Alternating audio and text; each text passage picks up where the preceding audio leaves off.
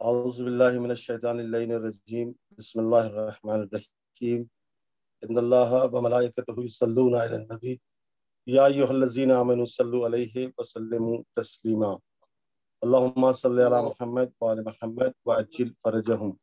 ناظرین، حاضرین، مشترکین، السلام علیکم ورحمۃ اللہ وبرکاتہ۔ ناظرین، میں آپ کا میزبان نواب ثابت فرام قائم ٹی وی کینیڈا سے آپ حضرات کی خدمت میں ایک بار پھر حاضر ہوں۔ آج کی یہ مجلس برائے سال ثواب سیدہ ریاض فاطمہ ابن علمدار حسین اس قائم ٹی وی پر شروع ہونے جا رہی ہے۔ اس مجلس کو خطاب فرمائیں گے عالی جناب مولانا رحمت حسین نقوی صاحب، جو ہمارے ساتھ اس وقت لکھنؤ سے ہیں۔ آج پوری دنیا ان کو مولائے غدیر کے نام سے جانتی ہے، اور آج وہ اس مجلس کو خطاب فرمائیں گے۔ ہم تمام اہل خانہ کی جانب سے خطیب مولائے غدیر جناب رحمت حسین نقوی صاحب کا بہت بہت شکریہ ادا کرتے ہیں کہ انہوں نے اپنا قیمتی وقت ہمیں دیا اور مجلس میں شامل ہوئے۔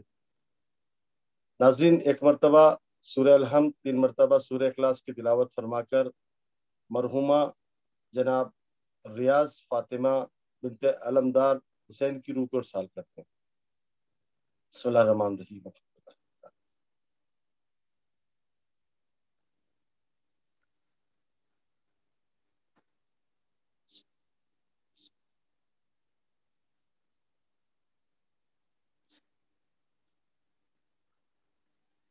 صلی اللہ علیہ محمد وعلی محمد۔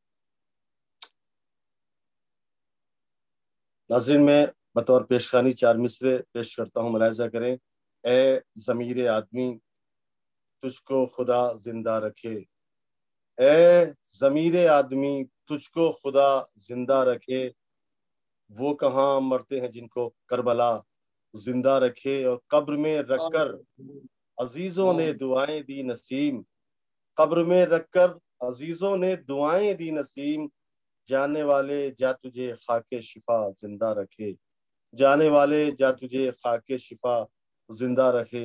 آئیے حضرات، ہم معتبانہ گزارش کرتے ہیں خطیب مولائے غدیر جناب رحمت حسین نقوی صاحب سے کہ وہ تشریف لائیں اور مجلس کو خطاب فرمائیں۔ اللہم صلی علی محمد وعلی محمد وعجل فرجہ۔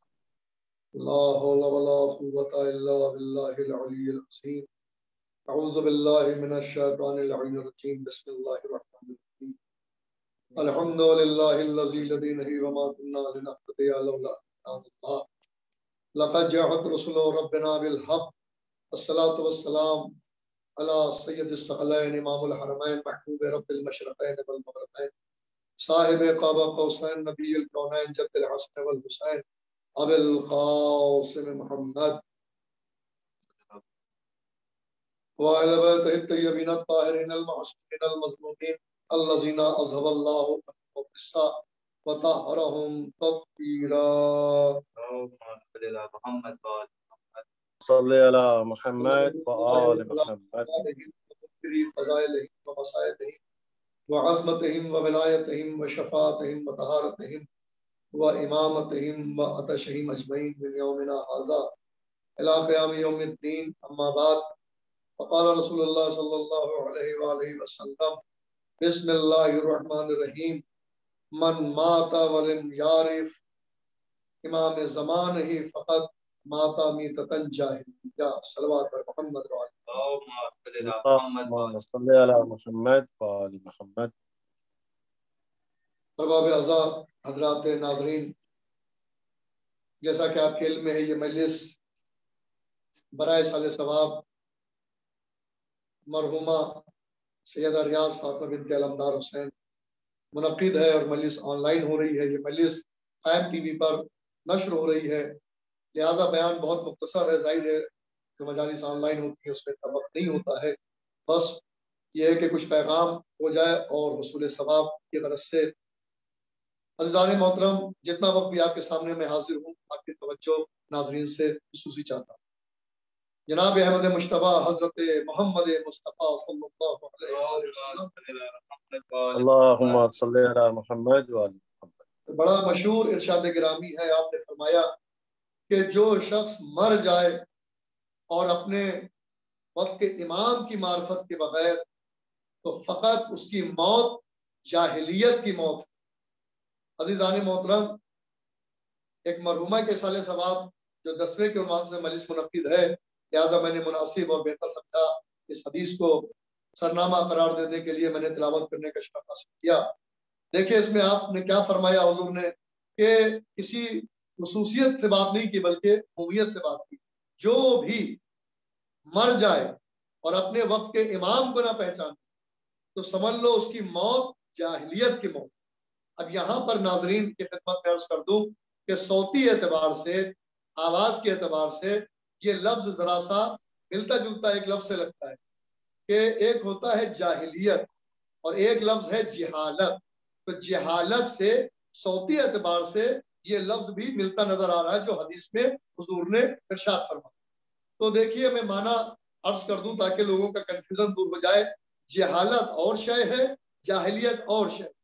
رسول خدا نے حدیث میں جہالت کو نہیں رکھا، جاہلیت کو رکھا ہے۔ صوتی اعتبار سے دونوں کے لفظ تقریباً ایک جیسے لگ رہے ہیں لیکن معنی دونوں کے الگ ہیں۔ جہالت کا مطلب ہے عدم علم اور جاہلیت کا مطلب ہے عدم ایمان۔ اگر کوئی پڑھا لکھا نہیں ہے، جاہل ہے، تو اس کے لیے جہالت کا لفظ آتا ہے، اور اگر کوئی صاحب ایمان نہیں ہے، کافر ہے، مشرک ہے، تو اس کے لیے آتا ہے جہالت۔ تو کیا آپ نے فرمایا کہ جو وہ شخص مر جائے اور اپنے وقت کے امام کو نہ پہچانے، بغیر معرفت امام کے وہ دنیا سے چلا جائے، مر جائے، گزر جائے، تو اس کی موت جاہلیت کی ہے، جہالت کی نہیں ہے۔ دیکھیں جہالت ہونا ایک عیب ہے لیکن کفر نہیں ہے۔ کیا سننے والے محترم، یعنی بغیر پڑھا لکھا ہونا، دیکھیں علم کا حاصل کرنا ایک شرف ہے، فضل ہے۔ یعنی جو لوگ کہتے ہیں کہ بہت قابل اور فاضل ہیں، عالم و فاضل ہیں، تو علم کا حاصل کرنا فضل ہے، لیکن جہالت جو ہے وہ عدم علم کا نام ہے۔ اگر کوئی جاہل ہے تو اس کے لیے فضل نہیں ہے، شرف نہیں ہے، لیکن وہ کم سے کم کافر تو نہیں ہے۔ لیکن جو امام کی معرفت کے بغیر زندگی گزار دے تو اس کے پاس نہ فضل ہی بچے گا نہ اس کے پاس ایمان بچے گا، بلکہ وہ کافر ہے۔ صلوات پڑھ دے محمد اللہم صلی علی محمد و آل محمد۔ عزیزان محترم، اس کا مطلب یہ ہے کہ بھائی اگر ہم دنیا میں جاہل ہیں، انسان کو پڑھنا چاہیے۔ علم دین جو ہے، علم فقہ، علم قرآن، یہ جو ہے واجب علم ہے، اور جو یہ دنیا میں سائنس کا علم ہے، جغرافی کا علم ہے، میتھمیٹکس کا علم ہے، علم رجال ہے، علم درایت ہے، علم نجوم ہے، بہت سی علم ہے، یہ سب آپ کے لیے فضل ہے۔ عزیزان محترم، دنیا میں جتنے بھی علوم ہیں، لیکن علم قرآن، علم حدیث اور علم فقہ یہ واجب علم ہے۔ لیکن بڑے افسوس کی بات ہے ہماری ملت میں بھی، خدا کی قسم، کہ لوگ جو فضل والے علم ہیں، چاہے وہ میتھمیٹکس کا ہو، سائنس کا ہو، چاہے وہ علم تاریخ ہو، چاہے وہ علم رجال ہو، چاہے وہ علم جغرافی ہو، کوئی سا بھی علم ہو، اس کے حصول کے لیے بڑے بڑے اسکولوں میں ایڈمیشن کرا رہے ہیں، بڑے بڑے کالجز میں پڑھا رہے ہیں، بڑی بڑی یونیورسٹی میں علم دلوا رہے ہیں، پیسے کے لیے بڑے سے بڑے ٹیچر اور لیکچرر کے انتظام کر رہے ہیں، بڑی بڑی کوچنگ میں بچے کا ایڈمیشن دے رہے ہیں کہ ہمیں فضل مل جائے۔ خدا قسم، جسے شریعت نے فضل کہا ہے اس کے پیچھے سب بھاگ رہے ہیں، لیکن جسے اللہ اور رسول اور قرآن نے علم کہا ہے اس سے لوگ دور بھاگ رہے ہیں، اور جو اسے حاصل بھی کرنا چاہ رہے ہیں اگر ذرا سا بھی خرچ آتا ہے تو چاہتے ہیں کہ یہ بھی فری میں مل جائے، کہیں مسجد میں کوئی مولوی صاحب فری میں پڑھا دیں، کوئی مدرسے میں فری میں علم مل جائے۔ ارے جو یہاں کام آنے والا علم ہے اور جو برزخ میں کام آنے والا ہے، جو محشر میں کام آنے والا ہے، اس سے جو ہے دور بھاگ رہے، یا افسوس نہیں تو اور کیا ہے۔ صلوات پڑھ دے محمد وعلى محمد۔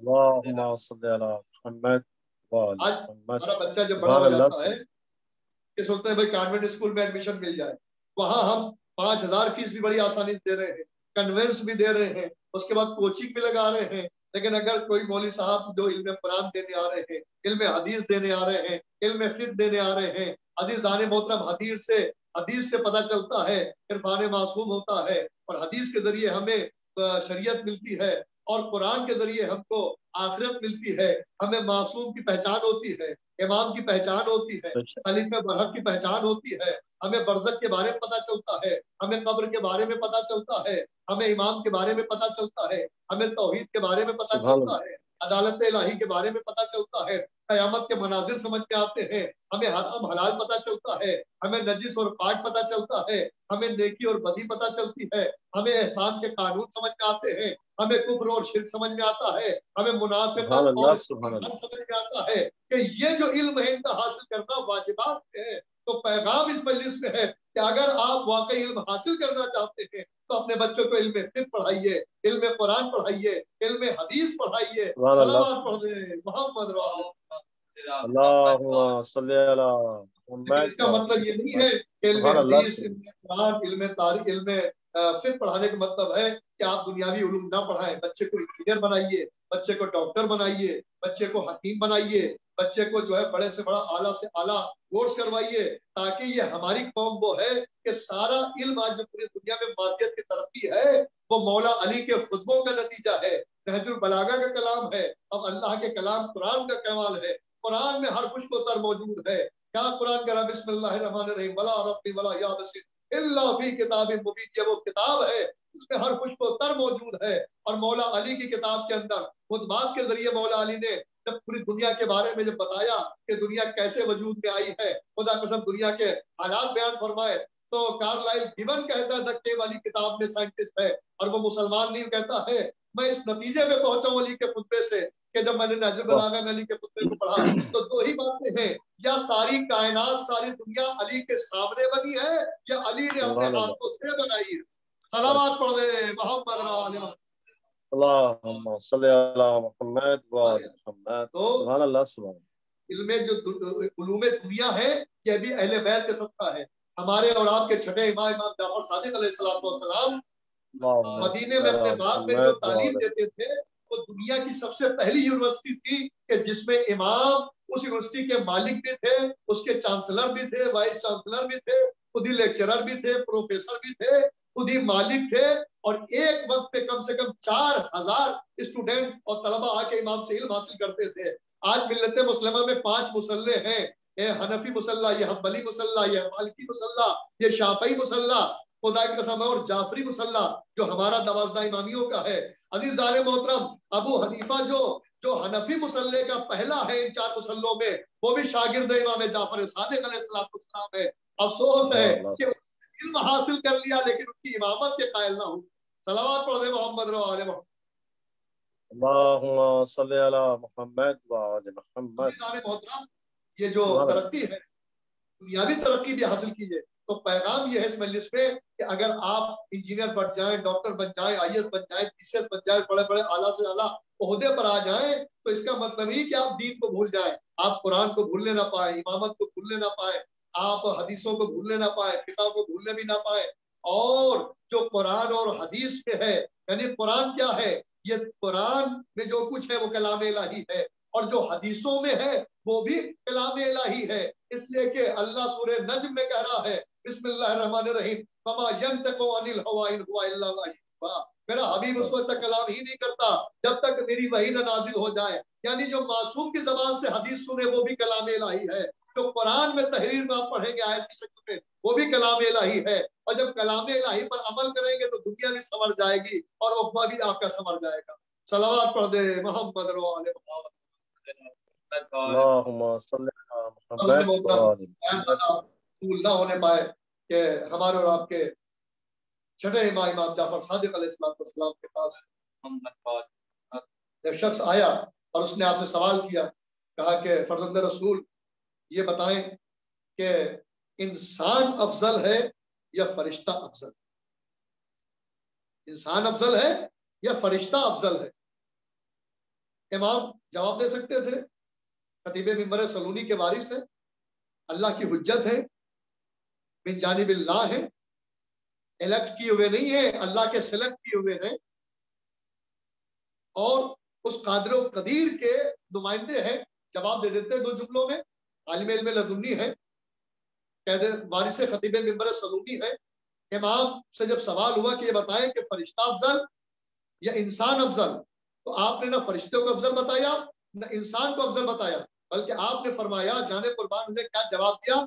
امام فرماتے ہیں کہ اللہ نے فرشتوں کو عقل عطا کی، خواہشات نہیں عطا کی، اور انسان کو اللہ نے عقل عطا کی ہے، اور جانور کو اللہ نے عقل عطا نہیں کی اور خواہشات عطا کی ہے۔ تو وہ سوال پھر کرتا ہے کہ مولا فرزند رسول، میرا سوال یہ نہیں تھا، میرا سوال یہ ہے کہ انسان افضل ہے یا فرشتہ افضل ہے؟ حضرت نے پھر جواب کو دہرایا کہ فرشتہ وہ ہے کہ جس کے پاس عقل ہے، خواہشیں نہیں ہیں، اور جانور وہ ہے جس کے پاس عقل نہیں ہے، خواہشیں ہیں۔ پھر سوال کرنے والے نے امام سے تکرار کی، فرزند رسول بے شک آپ نے فرما رہے ہیں، میری سمجھ میں آ رہا ہے، لیکن ہمارا سوال ہے کہ انسان افضل ہے یا فرشتہ افضل ہے؟ آپ نے پھر یہی جواب دیا کہ انسان کے پاس عقل ہے، جانور کے پاس عقل نہیں ہے، خواہش ہے، فرشتے کے پاس عقل ہے، خواہش نہیں ہے۔ ایک مرتبہ کہا مولا مجھے سمجھا دیجئے، میرے سوال کا جواب دے دیں، تو مولا نے کہا میں تیرے سوال کا ہی جواب دینا چاہ رہا ہوں، اب سن پورا جواب کہ انسان کیا ہے، انسان افضل یا فرشتہ افضل؟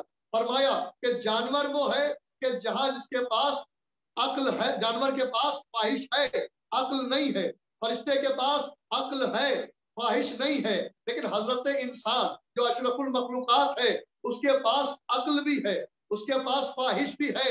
اب اگر انسان عقل کی پیروی کرے اور عقل کا استعمال کرے اور خواہش کو پیچھے چھوڑ دے تو انسان فرشتوں سے افضل ہے، اور اگر یہی انسان عقل کو چھوڑ دے اور خواہش کی پیروی کرے، خواہش کے پیچھے پیچھے چلے تو وہ جانور سے بدتر ہے۔ امام نے کیا جواب دے دیا کہ بھائی انسان اشرف المخلوقات تو ہے، ساری مخلوق پر اشرف تو ہے، لیکن ایک کنڈیشن ہے کہ اگر عقل کی پیروی کرے تو فرشتوں سے افضل ہے، اور اگر خواہش کی پیروی کرے تو جانوروں سے بدتر ہے۔ صلوات پڑھ دے محمد وعلى محمد۔ اب عزیزان محترم، اب یہاں پر بس ایک بات عرض کر دوں اور اس کی وضاحت ہو جائے کہ اللہ نے جناب آدم کو خلیفہ بنایا تو فرشتوں سے بنوایا یا اللہ نے خود بنایا، یا فرشتوں سے ووٹ مانگا کہ سارے فرشتوں جمع ہو جاؤ اور ہم آدم کو خلیفہ بنا رہے ہیں، جس کے اگر زیادہ ووٹ آ جائیں گے تو آدم خلیفہ بنیں گے ورنہ نہیں بنیں گے؟ کہ اللہ نے فرشتوں سے چنوایا کہ تم لوگ ووٹ ڈال لو، اگر آدم کی خلافت کے لیے ووٹ زیادہ پڑ جائیں، چناؤ میں یہ جیت جائیں تو ہم خلیفہ بنا دیں گے؟ نہیں، اللہ نے فرشتوں سے بنوایا نہیں، اللہ نے خود بنایا، بلکہ فرشتوں کو جمع کر کے اپنے خلیفہ کا احترام کروایا، سجدہ تعظیمی کروائی۔ تو قانون کیا بنا کہ خلیفہ اللہ بناتا ہے، تو قرآن کے اعتبار سے پہلے خلیفہ حضرت آدم ہے اور دوسرے خلیفہ موسیٰ کے بھائی حضرت ہارون ہیں، وہ جو فرمائیے گا، اور تیسرے خلیفہ حضرت شمول پیغمبر کے جو ہیں وہ حضرت طالوت ہیں، اور چوتھے خلیفہ محمد مصطفیٰ کے مولا علی حضرت علی علیہ السلام۔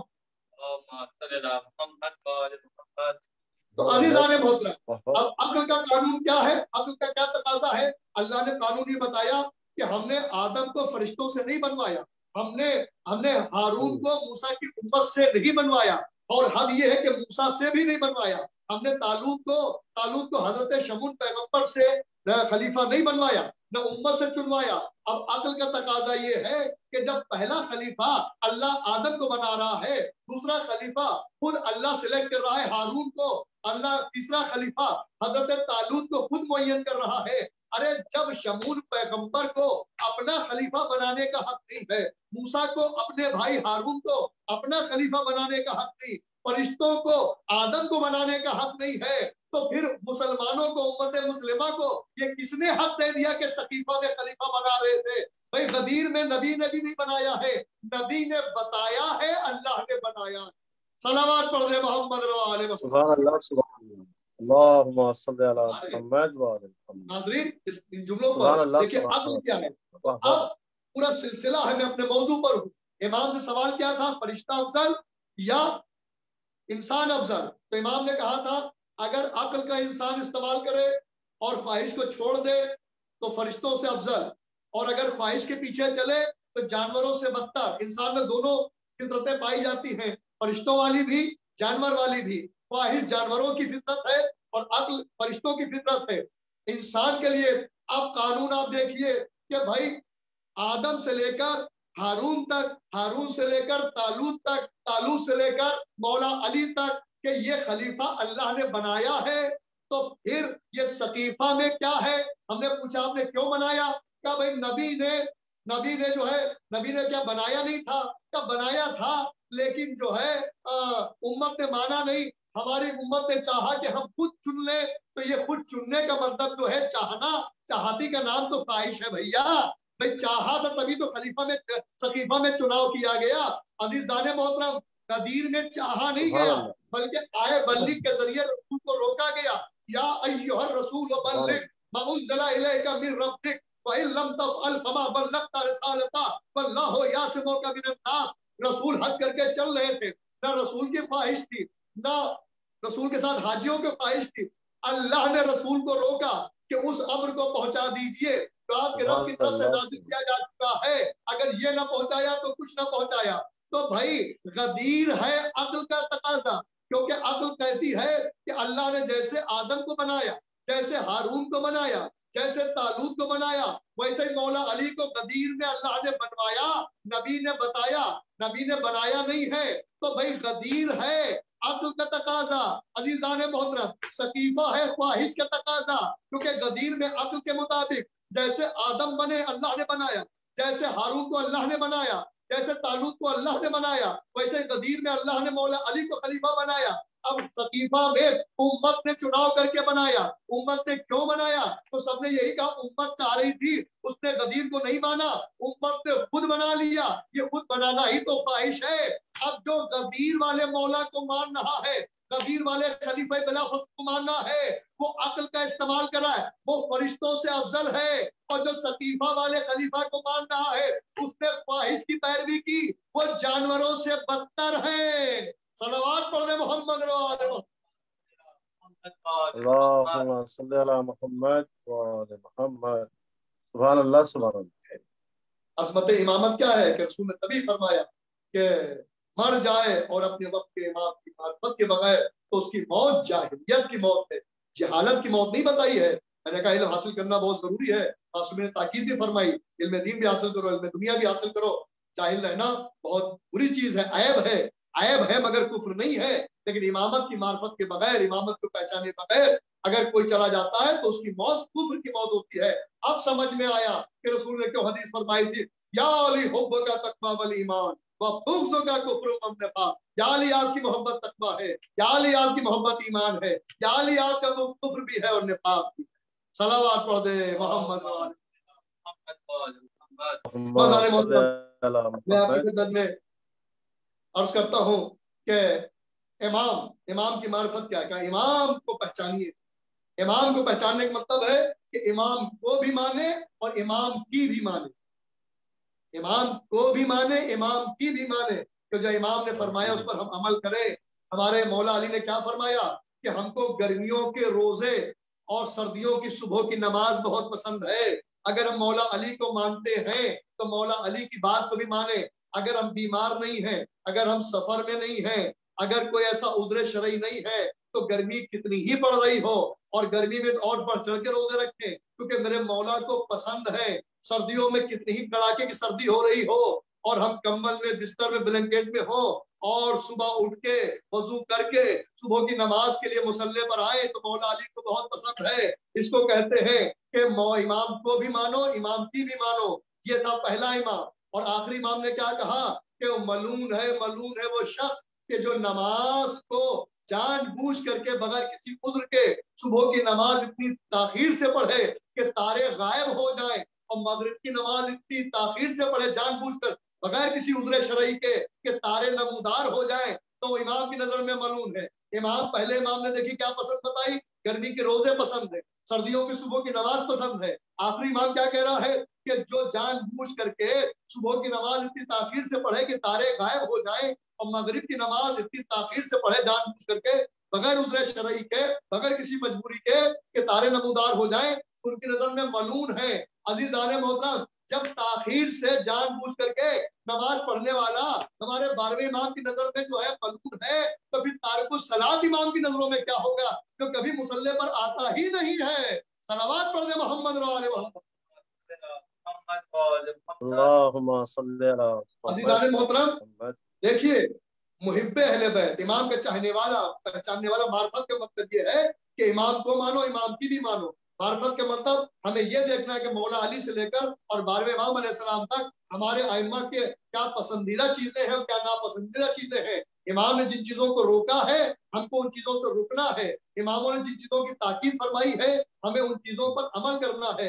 امام نے خیرات کی بات کی ہے ہم خیرات ادا کریں، امام نے زکوٰۃ کی بات کی ہے ہم زکوٰۃ ادا کریں، امام نے والدین کا احترام بتایا ہے ہم احترام کریں، امام نے کہا یتیموں کو کھانا کھلاؤ ہم کھانا کھلائیں، امام نے کہا بیواؤں کی مدد کرو ہم بیواؤں کی مدد کریں، امام نے کہا خوش اخلاقی سے پیش آؤ ہم اپنے اخلاق کو بلند کریں، امام نے کہا غیبتیں نہ کرو ہم غیبتوں سے بچیں، اماموں نے کہا ظلم نہ کرو ہم ظلم سے بچیں، امام نے کہا مظلوموں کا ساتھ دو ہم مظلوموں کو ساتھ دیں، امام نے کہا سچ بولو ہم سچائی کی طرفداری کریں۔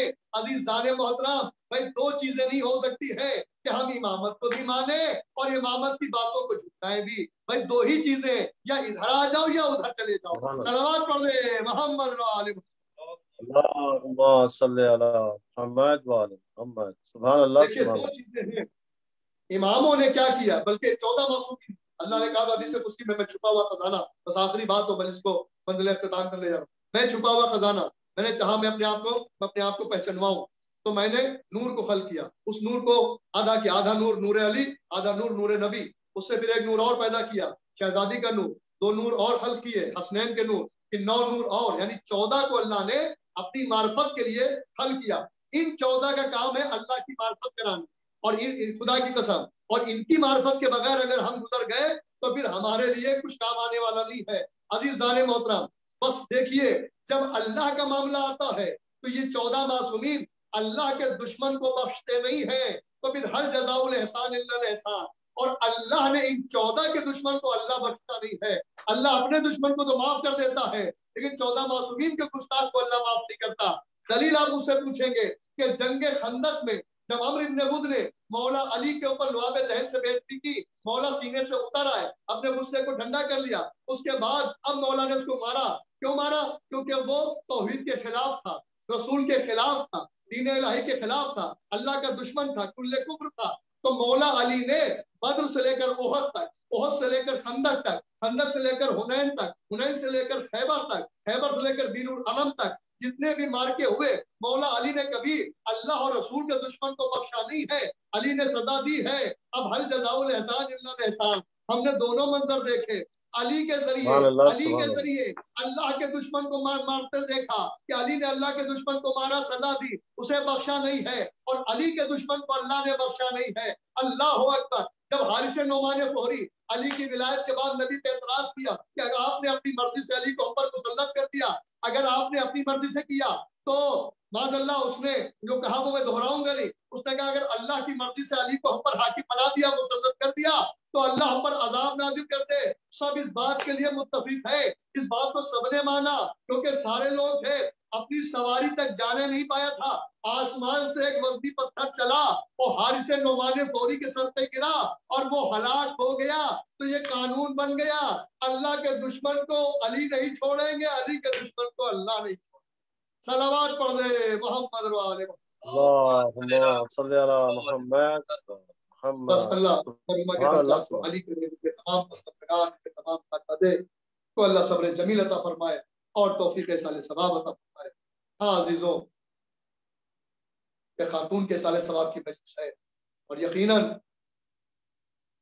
کسی کی ماں گزر جاتی ہے، کسی کی بہن، کسی کی زوجہ، اللہ اکبر، کائنات میں ہم کو ایک ماں اور ایک زوجہ ایسی ملی جو امیر کائنات کی زوجہ تھی اور حسنین کی ماں تھی، اسے اتنا ستایا گیا کہ اس بی بی نے اپنا مرثیہ خود پڑھ دیا۔ اللہ اکبر، بی بی پڑھ رہے صبت علیہ مصائب اللہ انہا صبت علیہ سرنا لعالیہ۔ اللہ اکبر، بی بی نے کیا کہا، اے بابا آپ کے بعد آپ کی بیٹی پر وہ مصیبتیں پڑی، کاش روشن دنوں پہ پڑھتے تو مثل شب تاریک ہو جاتے۔